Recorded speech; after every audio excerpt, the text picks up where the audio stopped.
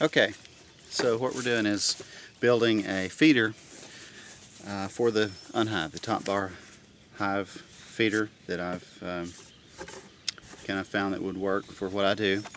Got my purchased feeder, going to do some modifications, and that's what this is all about. First, I'm going to cut some 3" by 19 tops that will go along here. Here's some old scraps that should work. So here we go. Okay, so I'm satisfied with the bar that I've made width dimensionally, and I'm going to cut a hole with a hole cutter, 2" hole towards the end of these. Next.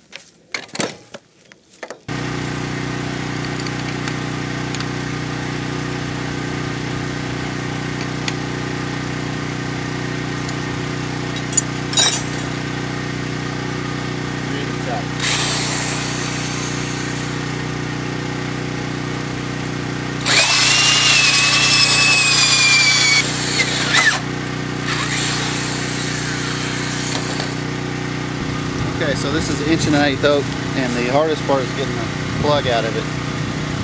That's more or less what it's going to look like.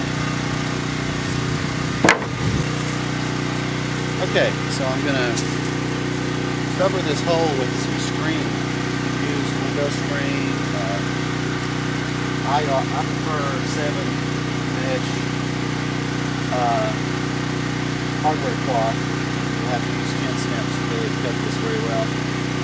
You can use really anything that will not let, the holes are so big that will let other bees in to access the feeding area. You can use 7 mesh being 7 squares per inch. You could also use 7 or smaller mesh embroidery canvas.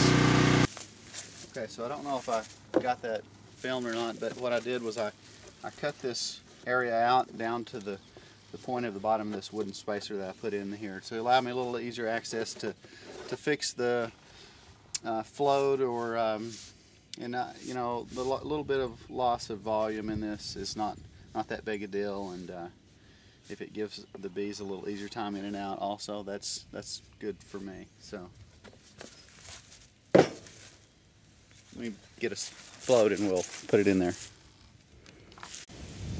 Okay, so for the float I took some 10 mesh embroidery canvas and cut it into a 2" strip, and the larger stuff doesn't seem to float as well, so you can play with this. If you don't think it has enough flotation, put some popsicle sticks underneath or whatever, but you want to keep this as flat as possible. It's not all wrinkled, so it has a nice flat pad for them to be on.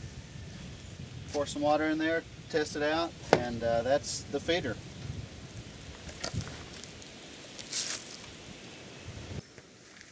Okay, so actually I had the wrong feeder earlier. What you want to purchase for this particular hive design is the Manlake medium division board feeder, and that way its dimensions will fit with the UNhive plans.